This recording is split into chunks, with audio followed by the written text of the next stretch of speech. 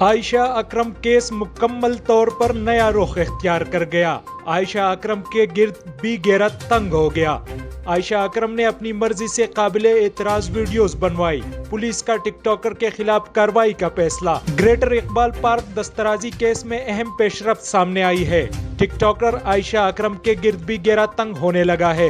Police کے مطابق عائشہ اکرم نے اپنی مرضی سے قابل اعتراض ویڈیوز بنوائی۔ قابل اعتراض ویڈیوز بنانے پر عائشہ اکرم کے خلاف کارروائی کا فیصلہ کیا گیا ہے۔ پیکا ایکٹ کے تحت کارروائی کرنے کی لیگل ڈپارٹمنٹ سے رائے طلب کر لی گئی ہے۔ پولیس کے مطابق مرضی سے ویڈیوز بنوانا اور سوشل میڈیا پر وائرل کرنا جرم ہے۔ ٹک ٹاکر عائشہ اکرم اور ریمبو کی نازیبا ویڈیو وائرل ہوئی تھی۔ خیال رہے کہ ریمبو اور عائشہ اکرم کی مبینہ آڈیو ٹیپ آنے کے بعد کیس ایک نیا رخ اختیار کر چکا ہے۔ گزشتہ روز بھی عائشہ اکرم اور اس کے ساتھی ریمبو کی ایک اور آڈیو منظر عام پر آئی تھی۔ آڈیو میں ریمبو مبینہ طور پر عائشہ اکرم کی ویڈیو لیک کرنے کی دھمکی دے رہا تھا۔ یاد رہے کہ اس سے پہلے بھی مینار پاکستان پر دسترازی کیس میں عائشہ اکرم اور ریمبو کی مبینہ آڈیو ٹیپ سامنے آئی تھی۔ آڈیو ٹیپ میں عائشہ اکرم اور ریمبو کے مابین مکالمہ ہوا اور پوچھا گیا کہ مجرم 6 ہیں یا 7، جس پر عائشہ اکرم نے ریمبو کو بتایا کہ مجرم 6 ہیں جنہیں شناخت کیا ہے۔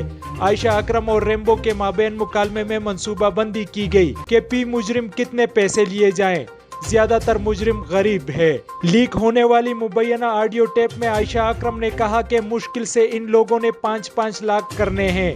پولیس کا کہنا ہے کہ کیس میں گرفتار ملزمان سے عائشہ اکرم اور ریمبو نے رہائی کے بدلے رقم لینے کی منصوبہ بندی کی تھی۔ پولیس نے اس آڈیو ٹیپ کو کیس کے ریکارڈ کا حصہ بنا دیا۔